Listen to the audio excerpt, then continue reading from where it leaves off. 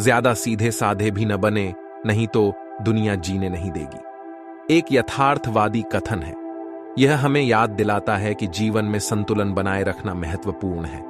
अत्यधिक सरलता और सादगी कभी कभी दूसरों के द्वारा कमजोरी के रूप में देखी जा सकती है, जिससे व्यक्ति का फायदा उठाया जा सकता है।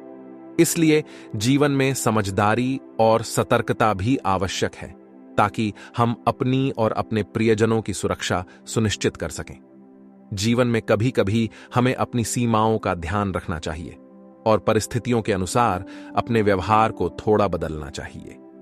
सीधे और ईमानदार होना महत्वपूर्ण है, लेकिन अपने हितों की रक्षा करना और जरूरत पड़ने पर अपनी बातों को स्पष्ट रूप से रखना भी जरूरी है।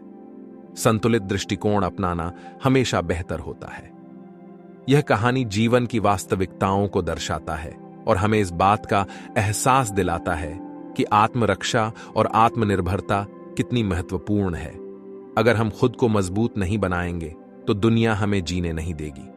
हमें अपनी सुरक्षा, आत्मसम्मान और जीवन में अपनी जगह बनाने के लिए मजबूती और साहस की आवश्यकता होती है। बहुत समय पहले की बात है। एक गांव में एक भिक्षु रहते थे जो भगवान बुद्ध के अनुयायी थे। वह हर रोज अपने भिक्षा पात्र के साथ गांव गांव जाकर भोजन प्राप्त करते और धर्म का प्रचार करते थे। एक दिन वह एक घने जंगल से गुजर रहे थे। जंगल में एक विशाल और खतरनाक सांप रहता था, जो वहां के लोगों के लिए भय और आतंक का कारण बन गया था। भिक्षु को इस बात का पता था, लेकिन वह निर्भीक होकर जंगल में चले गए। जब वह सांप से मिले तो सांप ने उन पर हमला करने की कोशिश की। भिक्षु ने सांप को शांत और दृढ़ आवाज में कहा, भाई, हिंसा से किसी का भला नहीं होता। तुमने कितने निर्दोष लोगों को मारा है। यह तुम्हारी प्रकृति नहीं होनी चाहिए। सांप ने भिक्षु की बात ध्यान से सुनी और उन्हें कुछ सोच में पड़ गया।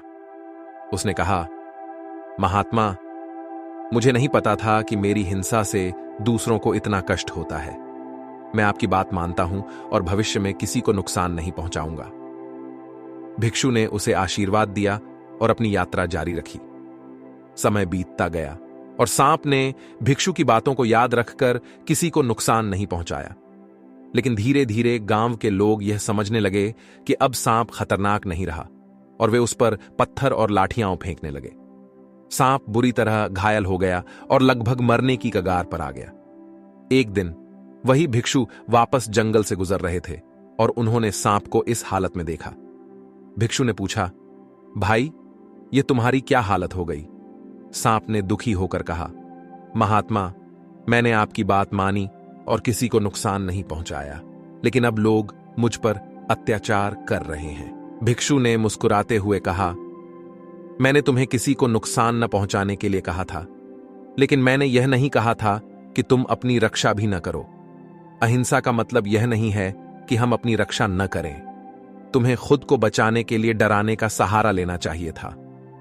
सांप ने भिक्षु की बात समझी और फिर से अपनी रक्षा के लिए तैयार हो गया, लेकिन उसने कभी भी किसी को नुकसान नहीं पहुंचाया।